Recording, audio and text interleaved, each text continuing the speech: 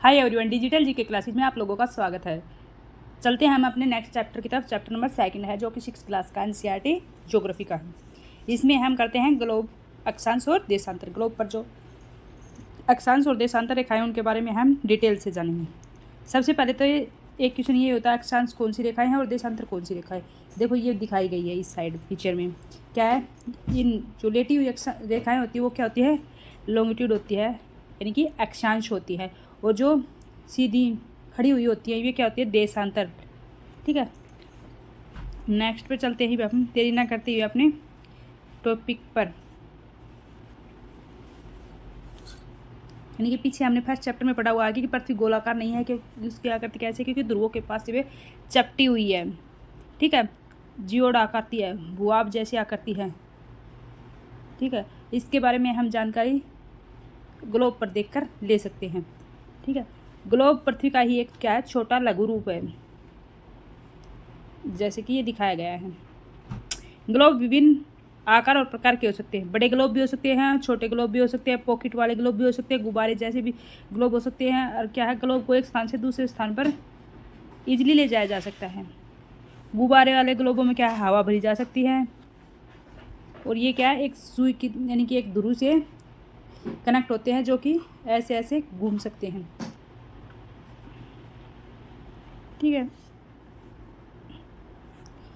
Globe क्या permanent स्थिर नहीं होते और ये इसे घुमाया जा सकता है, जैसे कुमार का घड़ा, कुमार का जो पहिया या लट्टू घूमता है। ग्लोब पर देशों, महाद्वीपों और महासागरों के सही आकार में दिशा यानी कि दर्शाया गया है।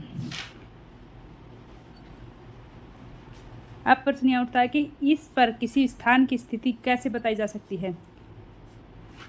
यानी कि ग्लोब के ऊपर जो कोई भी स्थान है उसकी स्थिति को बताने के लिए हमें कुछ बिंदुओं और रेखाओं की ज़रूरत होती है। उन्हें क्या कहते हैं, अक्षांश और देशांतर। ठीक है, चलते हैं हम।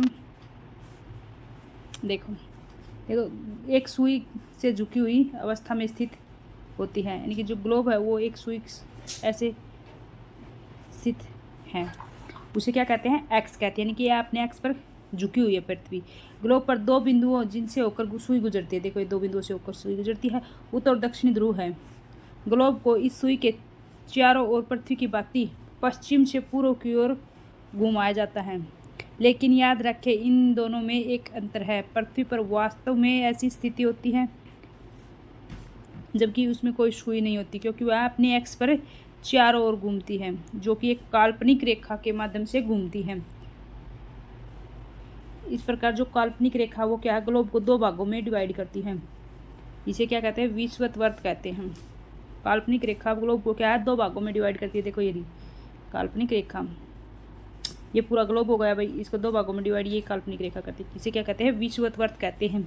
पृथ्वी के उत्तर में स्थित आधे भाग को उत्तरी गोलार्ध, यानी कि उत्तर वाले भाग को उत्तरी गोलार्ध, दक्षिणी वाले भाग को क्या कहते हैं, दक्षिणी गोलार्ध कहते हैं। ये दोनों भाग क्या है, बराबर होते हैं। इस प्रकार जो विषुवत वर्त पृथ्वी पर एक काल्पनिक वर्त बनाती है, यानी कि यहाँ एक काल्पनिक कल्पना के द्वारा खींची गई वर्त है। यानी कि विषुवत वर्त से ध्रुवों तक स्थित सभी जो समानांतर वर्तों की को अक्षांश रेखाएं कहते हैं, यानी कि जो पैरेलल रेखाएं होती है ना, देखो ये दिखाई गई है, ये क्या है, ये अक्षांश रेखाएं हैं, लॉन्गिट्यूड रेखाएं हैं, लैटिट्यूड रेखाएं हैं ये, और लॉन्गिट्यूड आगे दिखाएंगे भाई। ठीक है, लैटिट्यूड रेखाएं हैं जो कि समानांतर पैरेलल लेटी हुई हैं। अक्षांशों को अंश में नापा जाता है, यानी कि इनको क्या है, अंश में नापा जाता है। विषुवत वर्त को क्या है, शून्य अंश माना जाता है। जो विषुवत वर्त है जो पृथ्वी को दो भागों में डिवाइड करता है उसको क्या मानते हैं, 0 डिग्री अक्षांश मानते हैं। जो कि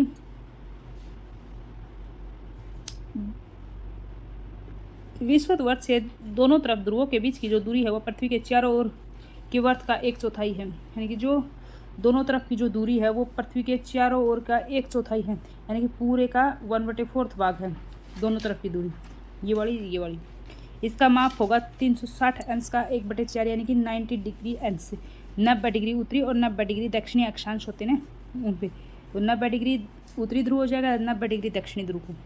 इस प्रकार जो विषुवत वर्त के उत्तर की जो सभी समानांतर रेखाओं को उत्तरी अक्षांश कहते हैं, और विषुवत वर्त के दक्षिण में जो समानांतर रेखा है उसे क्या कहते हैं, दक्षिणी अक्षांश कहते हैं। इसलिए प्रत्येक अक्षांश के मान के साथ उसकी दिशा यानी कि उत्तर या दक्षिण लिखा जाता है, यानी कि सभी, जैसे देखिए उत्तर उत्तर, नीचे दक्षिण, ठीक है, ऐसे लिखा जाता है हर एक अक्षांश के साथ में उसकी दिशा को। उदाहरण के लिए जो महाराष्ट्र में जो चंद्रपुर एवं ब्राज़ील, दक्षिण अमेरिका में महाराष्ट्र के अंतर्गत तो जो चंद्रपुर है वो, और ब्राज़ील में जो कि दक्षिण अमेरिका में पड़ता है वो बेलो होरिजोंटो, जो दोनों एक अक्षांश यानी कि 20 डिग्री अक्षांश पर स्थित है। एक तो उत्तरी अक्षांश में स्थित है, एक दक्षिणी अक्षांश में स्थित है। कितने? 20 डिग्री। जो कि महाराष्ट्र क्या है, महाराष्ट्र में जो चंद्रपुर है वो 20 डिग्री उत्तरी अक्षांश में स्थित है, जबकि अमेरिका के अंदर जो बेलो होरिजेंटो है वो क्या है, 20 डिग्री दक्षिणी अक्षांश में स्थित है।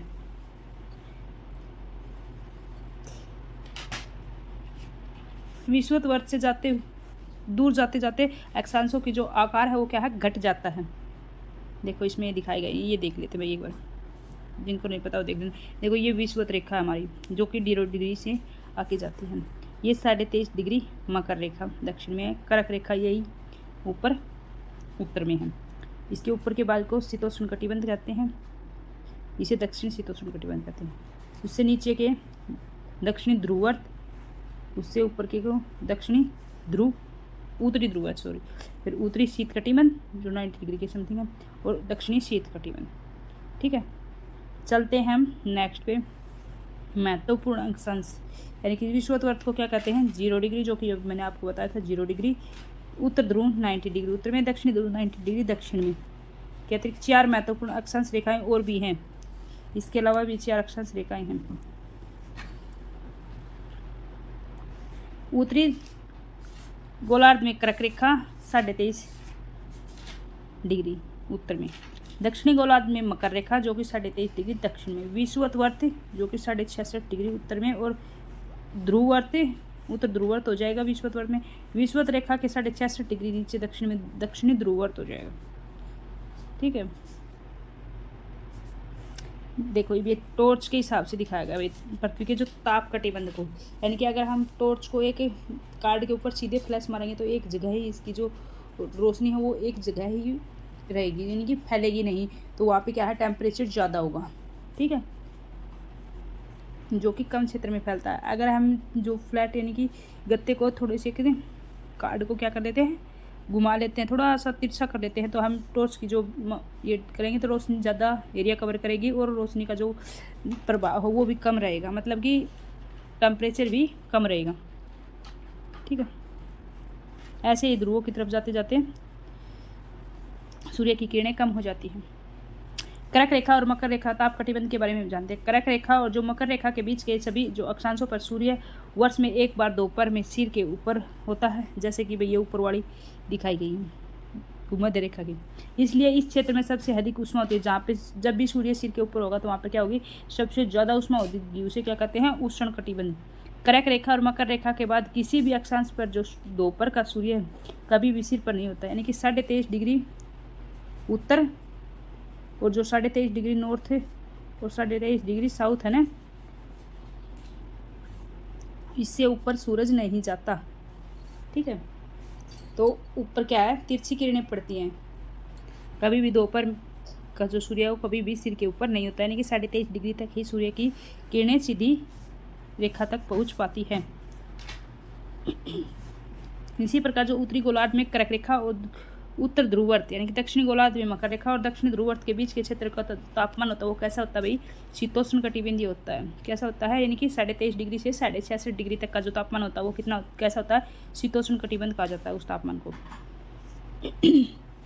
उत्तरी गोलार्ध में उत्तर ध्रुवर्त और उत्तरी ध्रुव तथा दक्षिणी गोलार्ध में दक्षिणी ध्रुवर्त और दक्षिणी ध्रुव के बीच के क्षेत्र को ठंड बहुत होती है,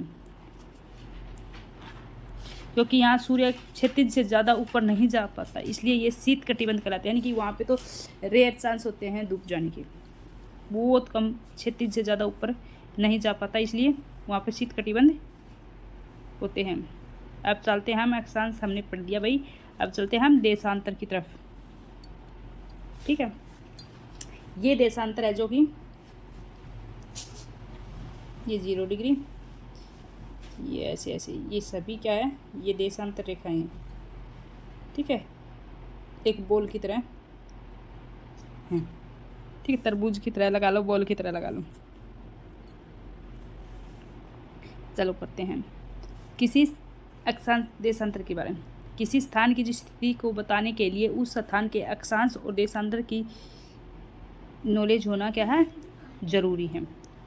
प्रशांत महासागर में स्थित जो टेगा वन, हिंद महासागर में स्थित मॉरिशस द्वीप एक ही अक्षांश यानी कि 20 डिग्री दक्षिणी अक्षांश पर स्थित है। ठीक है, इनकी सही स्थिति जानने के लिए यह पता करना होगा कि उत्तर ध्रुव में दक्षिण ध्रुव से जोड़ने वाली जो संदर्भ रेखा कौन सी है, पूर्व से पश्चिम की ओर इन स्थानों की दूरी कितनी है। इस संदर्भ में जो रेखाओं को देशांतरीय यमोत्तर कहते हैं, देशांतरीय यमोत्तर कहते हैं, उनके बीच की दूरी, उनके जो बीच की दूरी को देशांतर के अंशों में नापा जाता है। यानी कि जो देशांतर है उनके बीच की जो दूरी है, ये देशांतर है, इनके बीच की जो दूरी है उनको क्या इसमें नापा जाता है भाई, अंश में नापा जाता है। ये अर्धवर्त है, यानी कि आधे वर्त के समान दिख रही है ना भाई, आधे वर्त जैसी दिखती है। इनके बीच की दूरी ध्रुवों की तरफ जाते वक्त क्या है, घट जाती है। भूमध्य रेखा के पास में इसकी दूरी बढ़ती है और जो ध्रुवों के पास जाती है तो घट जाती है। ध्रुवों पर यह क्या है, शून्य हो जाती है। यहाँ सभी देशांतरीय यमोत्तर आपस में क्या है, एक बिंदु के माध्यम से मिल जाती हैं। अक्षांश रेखाओं से भिन्न सभी देशांतरीय यमोत्तरों की लंबाई समान होती है, यानी कि जो इनकी लंबाई है ना वह बिल्कुल समान रहेगी।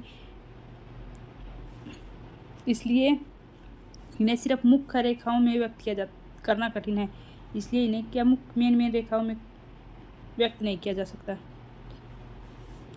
तब सभी देशों ने निश्चय किया कि ग्रीनविच, यहाँ ब्रिटिश राज के वेधशाला स्थित है, यानी कि ग्रीनविच 0 डिग्री जो देशांतर रेखा वो ग्रीनविच से ग्रीनविच में ये जो दिखाई गई ना भाई, ये क्या ग्रीनविच से निकली गई रेखा है, इसलिए क्या मतलब पूरा इस क्या कहते हैं, राजकीय वेधशाला स्थित है, यानी कि यहाँ पे 0 डिग्री माना गया है। 1 मिनट, इसको क्या है, 0 डिग्री माना गया है इस रेखा को। इसको क्या है, 0 डिग्री माना गया है। ये कहाँ से गुजर रही है, ग्रीनविच से निकल रही है, राजकीय वेधशाला स्थित है यहाँ पे। इससे गुजरने वाली जो यमोत्तर से पूर्व और पश्चिम की ओर गिनती शुरू की जाए, यानी कि ये 0 डिग्री है, इसके इस साइड वाले हिस्से को तो हम पूर्व और इस साइड वाले हिस्से को हम क्या है, पश्चिम में गिनती स्टार्ट कर देंगे इनकी जो देशांतर रेखाओं की। इस यमोत्तर की जो प्रमुख यमोत्तर कहते हैं, यानी कि जो 0 डिग्री देशांतर है, इसको मुख्य देशांतर कहते हैं। इसके पूर्व की तरफ की देशांतरों को अलग से काउंटिंग होती है, दक्षिण की तरफ की पश्चिम की तरफ की जो देशांतर रेखा है इनकी काउंटिंग अलग से होती है। यहाँ से लगभग 180 डिग्री पूर्व में रेखाएं हैं और 180 डिग्री यानी कि 180 जो लाइन है वे दक्षिण में पूर्व में है और पश्चिम में है, क्या है, देशांतर रेखाएं। ठीक है, प्रमुख यमोत्तर 180 डिग्री यमोत्तर मिलकर पृथ्वी को 2 समान भागों यानी कि पूर्वी गोलार्ध और पश्चिमी गोलार्ध में विभक्त करती हैं। यानी कि 180 डिग्री तो इस साइड हैं ये रेखाएं और 180 डिग्री इस साइड है, ये दोनों मिलकर क्या है, 360 डिग्री रेखाएं हो जाती है। और जो 0 डिग्री देशांतर और मिला दी जाती है ना यमोत्तर वाली, तो 361 हो जाती है।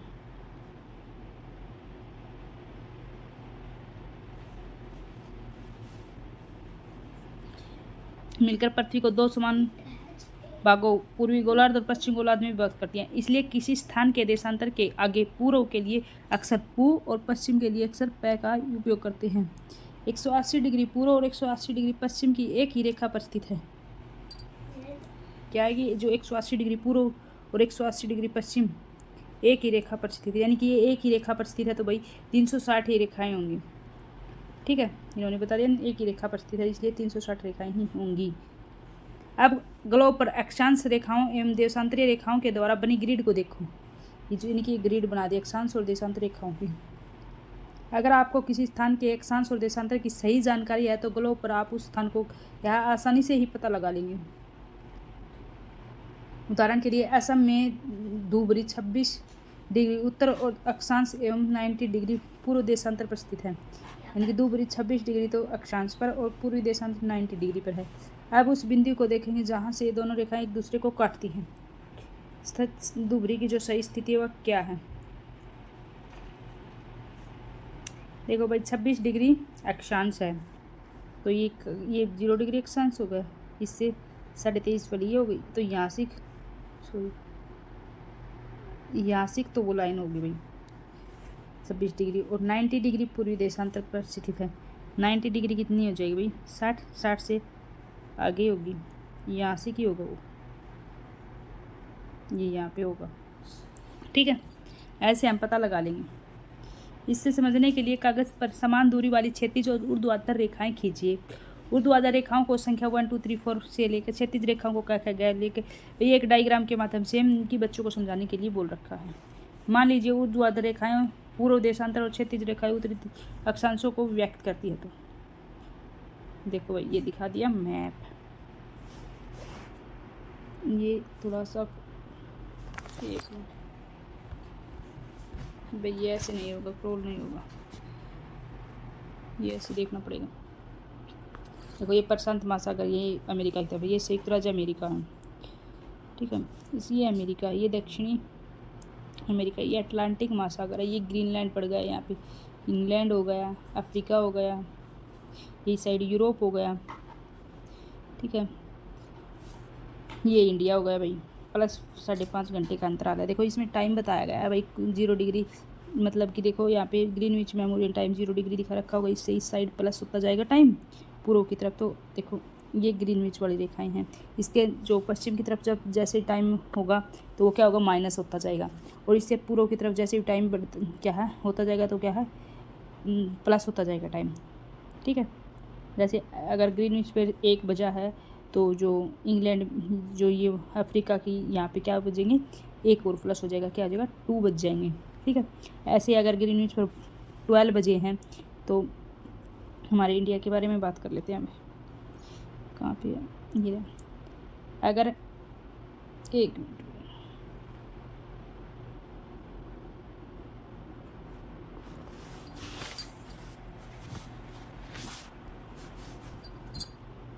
अगर ग्रीनविच के पास ऊपर, अगर ग्रीनविच में क्या है कि 12 बजे हैं और हमारे भारत में टाइम क्या होगा, ग्रीनविच पर 12 बज गए मॉर्निंग के, यानी कि दोपहर वाले, तो अब इंडिया में कितना प्लस 5.5 घंटे आगे हैं।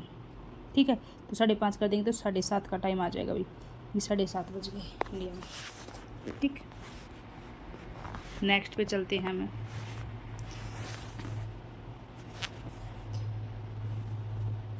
अब आप देखेंगे कि वर्त ए और ख उत्तरी अक्षांश 1 डिग्री पूर्वी देशांतर पर स्थित है। ए और ख यानी कि ये रहा ए और ख क्या है, पूर्वी उत्तरी अक्षांश हो गया, और जो पूर्वी देशांतर पर स्थित है। अन्य वर्तों की ज्ञात कीजिए। देशांतर और समय कितना और बच गया, अब तो थोड़ा ये कर ही लेते भाई, आज ये कंप्लीट हो जाएगा। फिर देशांतर और समय है भाई, देशांतर और समय के बारे में करेंगे। समय को मापने का सबसे अच्छा साधन पृथ्वी, चंद्रमा और ग्रहों की गति है, यानी कि सब समय को कैसे नापा जाता है, पृथ्वी से, चंद्रमा से और ग्रहों की स्थिति से समय का पता लगाया जाता है। सूर्योदय और सूर्यास्त प्रतिदिन होता है, अतः स्वाभाविक ही है कि यह पूरे विश्व में समय निर्धारण का सबसे अच्छा साधन क्या है, सूर्य का उदय होना और अस्त होना। स्थानीय समय का अनुमान सूर्य के द्वारा बनने वाली जो परछाई के लगाया जाता था, पहले हमारे पूर्वज भी लगाते थे भाई, जो दोपहर में सबसे छोटी और सूर्य उदय और सूर्यास्त के समय सबसे लंबी होती है, जो छाया होती है वो। ग्रीनविच पर स्थित प्रमुख यामोत्तर पर सूर्य जिस समय आकाश के सबसे ऊंचे बिंदु पर होगा, उस समय यामोत्तर पर स्थित सभी स्थानों पर दोपहर होगा। जिस समय जो सूर्य है वो सबसे ऊंचा होगा तो वहाँ पर क्या है, यामोत्तर पर सभी स्थानों पर दोपहर होगी। पृथ्वी पश्चिम से पूर्व की ओर घूमती है, ये तो सभी को पता होगा, चक्कर लगाती है, यानी कि जो पृथ्वी अपने एक्स पर पश्चिम से पूर्व की ओर चक्कर लगाती है। अतः वे स्थान जो ग्रीनविच के पूर्व में है उनका समय ग्रीनविच समय से आगे होगा, यानी कि ग्रीनविच पर 12 बजे होंगे तो हमारे भारत में 5.5 घंटे प्लस करके हम 7:30 का टाइम हो जाएगा। वहाँ पे तो 12 बजे हैं दोपहर के और हमारे यहाँ 7:30 बज जाते हैं। ऐसे जो पश्चिम में होगा उनका समय क्या पीछे होगा। अगर ग्रीनविच पर 12 बजे हैं, ठीक, अमेरिका के अंतर्गत यही टाइम उसके अक्षांश के आधार पर काउंट किया जाएगा, जो कि देखो अभी दिखाया गया होगा। अमेरिका में कितना है ये देख लेते हैं। कनाडा का 6 घंटे का फ़र्क, संयुक्त राज्य अमेरिका -7 घंटे, 7 घंटे का फ़र्क होगा भाई, यानी कि 12 में से 7 माइनस कर देंगे ना तो हमारे अमेरिका का टाइम आ जाएगा। ठीक है, 12 में से 7 माइनस कर देंगे तो यानी कि मॉर्निंग के सुबह के 5 बजे हुई वहाँ पे।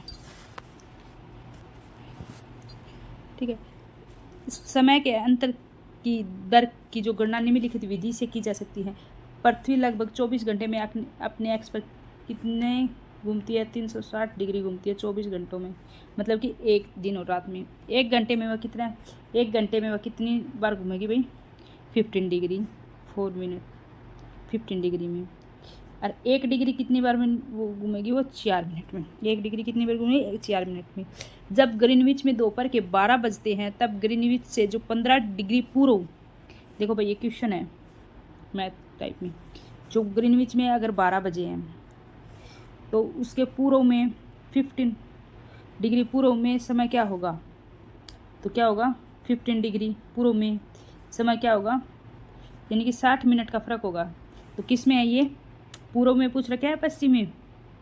ग्रीनविच के पूर्व में पूछ रखा है, तो 60 मिनट मतलब कि 1 घंटा आगे रहेगा। तो 12 बजे है तो वहाँ पर क्या होगा? 1 घंटे प्लस हो जाएगा, इसमें 1 बज जाएगा वहाँ पे।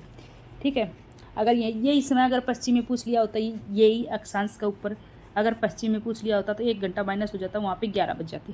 ठीक है, अगर आपको जो समय निकालना अच्छे से नहीं आता तो आप कमेंट बॉक्स में कमेंट करके ज़रूर बताना, मैं इस पर स्पेशल एक शॉर्ट वीडियो बना दूँगी अच्छी सी।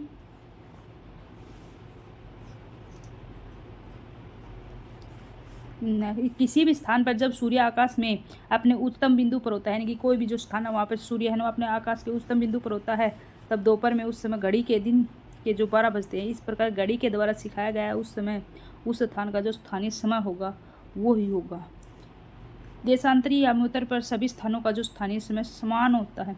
जो देशांतरी याम्योत्तर वहाँ पर सभी स्थानों का समय क्या है? समान होता है। हम मानक समय क्यों मानते हैं? यानी कि जैसे हम मानक समय मानते हैं, इंडिया का भी है। ठीक है, ये हर देश का अपना अपना मानक समय होता है, क्योंकि देश के अंदर जो समय का अंतराल होता है ना वो ना आए, उसके लिए एक मानक समय माना जाता है।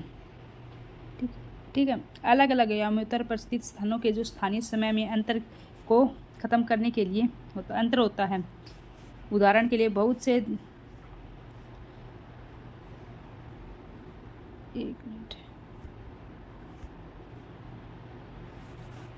जो बहुत से देशांतरों से होकर गुजरने वाली जो रेलगाड़ियों के लिए जो समय सारणी तैयार करना कठिन हो जाता है। जैसे कि भारत में गुजरात के जो द्वारका और असम के जो डिब्रूगढ़ के जो स्थानीय समय में भी लगभग 1 घंटा 45 मिनट का अंतर होगा अगर याम्योत्तर समय नहीं माना जाएगा तो। इसलिए यह आवश्यक है कि देश के मध्य भाग से गुजरने वाली जो किसी याम्योत्तर को स्थानीय समय को देश का मानक समय माना जाए। इस याम्योत्तर रेखा के स्थानीय मानक को पूरे देश का मानक समय माना जाता है। ठीक है, इस याम्योत्तर को क्या पूरे देश का मानक समय माना जाता है। भारत का जो 82.5 डिग्री पूर्वी देशांतर है को क्या है? मानक समय माना गया है। याम्योत्तर के स्थानीय समय को पूरे देश का मानक समय माना जाता है। इसे भारतीय मानक समय के नाम से जाना जाता है। ठीक है, 82.5 डिग्री, जिसे कि पूरे भारत में जो टाइम है वो इक्वल रहता है। कबीर भोपाल के निकट एक छोटे से नगर में रहता है। वह अपने मित्र आलोक से कहता है कि वे लोग आज रात्रि में नहीं सो पाएंगे। भारत और इंग्लैंड के बीच एक क्रिकेट मैच लंदन में 2 बजे अपराह्न के शुरू होगा। 2 बजे शुरू होगा, अपराह्न मतलब दोपहर के बाद में 2 बजे। भारत के समय के अनुसार ये 7:30 बजे शुरू होगा। भारत के समय के अनुसार 7:30। सॉरी भाई, मैंने आपको पहले 12 बताया था ना, वो 12 वाला क्वेश्चन और उसमें प्लस 5.5 घंटे किए थे तो मैंने गलत बता दिया था भाई, यानी कि वो फिर 7:30 नहीं होगा भाई, 5:30 होगा। सॉरी, मेरे हिसाब से गलती हो गई थी, सॉरी इसके लिए अगेन सॉरी, यानी कि वहाँ पे 5:30 बजेंगे। ठीक है, जैसे कि 2 बजे अपराह्न शुरू होगा तो भारत के समय के अनुसार यहाँ पे क्या 7:30 हो जाएंगे प्लस 5:30, यानी कि ये तो मैंने सही बोला था कि 5:30 प्लस करना है हमें 12 में, तो फिर मैंने 7:30 बोल दिया था। ठीक है, सॉरी इसके लिए बहुत। चलते हैं, इसी के आधार पर भारत और इंग्लैंड के बीच के अंदर जो समय का अंतर है ना वो दर्शाता है, यानी कि ग्रीनविच के पूर्व में 82.5 डिग्री पर स्थित यहाँ का जो समय है वो 5.5 घंटे आगे है। इसलिए जब लंदन में दोपहर 2 बजे मैच शुरू होता था, हमारे यहाँ पे 7:30 बजे शुरू होता है। कुछ देशांतरों का देशांतरी विस्तार अधिक होता है, जिसके कारण वहाँ एक से अधिक मानक समय लिए जाते हैं। उदाहरण के लिए यानी कि रूस बड़ा देश है, एरिया बड़ा, तो वहाँ पे मानक समय 11 मानक समय को अपनाएगा। कितने को? 11 मानक समय को अपनाएगा। पृथ्वी को एक छोटे छोटे एक घंटे वाले 24 समय छोटों क्षेत्रों में बांटे गए हैं। इस प्रकार प्रत्येक समय क्षेत्र में 15 डिग्री तक के क्षेत्र को घेरता है, यानी कि प्रत्येक 1 घंटा 15 डिग्री तक के क्षेत्र को घेरता है, यानी कि 1 घंटा के अंदर 15 डिग्री देशांतर कवर की जाती है। देखो ये क्वेश्चन आ गए भाई। प्रमुख यामोत्तर का मान क्या है? प्रमुख यामोत्तर का मान क्या है भाई? 0 डिग्री। सॉरी भाई। शीत कटिबंध जिनके नज़दीक पाया जाता है। शीत कटिबंध किनके नज़दीक पाया जाता है? शीत कटिबंध किनके नज़दीक पाया जाता है भाई? कर्क रेखा के विषुवत शीतोष्ण कटिबंध पाया जाता है कर्क रेखा के, तो ये भी नहीं होगा, ये तो होगा ही नहीं, तो क्या जाएगा? ध्रुवों के पास पाया जाता है। देशांतरों की कुल संख्या कितनी है? देशांतरों की कुल टोटल संख्या पूछ रखी है भाई 360। 180 और 180 कितनी हो जाएगी? 360 हो जाएगी। दक्षिणी ध्रुवव्रत स्थित है। दक्षिण के अंदर जो ध्रुवव्रत कहाँ पे है भाई? दक्षिणी गोलार्ध में होगा, ठीक है। नेक्स्ट ग्रिड किसका जाल है? ग्रिड किसका जाल है भाई? ये बताइए। अक्षांशों, रेखाओं और देशांतरीय यामोत्तरों का, करक और मकर रेखाओं का, उत्तर ध्रुव दक्षिण ध्रुव का, किसका आएगा? ए इज द राइट आंसर। जो अक्षांश और देशांतरीय रेखाएं हैं, जैसे ऐसे ये अक्षांश रेखाएं और ये देशांतर रेखाएं, जो ये खाने खाने बन जाते हैं ना, ये क्या है? ये ग्रिड कहलाते हैं, ठीक है। मकर रेखा कहाँ पे है? 23.5 डिग्री दक्षिण में। भारत का मानक यामोत्तर, भारत का जो मानक है वो क्या है? 82.5 डिग्री पूर्वी देशांतर। 0 डिग्री यामोत्तर को खालिस्तान नाम से ग्रीनविच मेमोरियल डैम या ग्रीनविच माना जाता है, या राजकीय वेधशाला। देशांतरों के बीच की दूरी खालिस्तान की तरफ घटती जाती है, यानी कि ध्रुवों पर जाएगी तो देशांतरों की दूरी क्या है? घटती जाएगी। उत्तर ध्रुवव्रत खालिस्तान गोलार्ध में, उत्तर ध्रुवव्रत उत्तरी गोलार्ध में स्थित है भाई। बस यही है मेन क्वेश्चन, तो बस ये, ठीक है। आज हमारा ये चैप्टर कंप्लीट हो गया है। कल करेंगे हम चैप्टर नंबर 3। इससे पहले जो भी चैनल पर वो चैनल को लाइक शेयर एंड सब्सक्राइब जरूर कर लेना, बेल आइकन प्रेस करें ताकि जो आने वाली क्लासेज हैं वे आपको मिल सकें। चलते हैं, तब तक के लिए बाय बाय।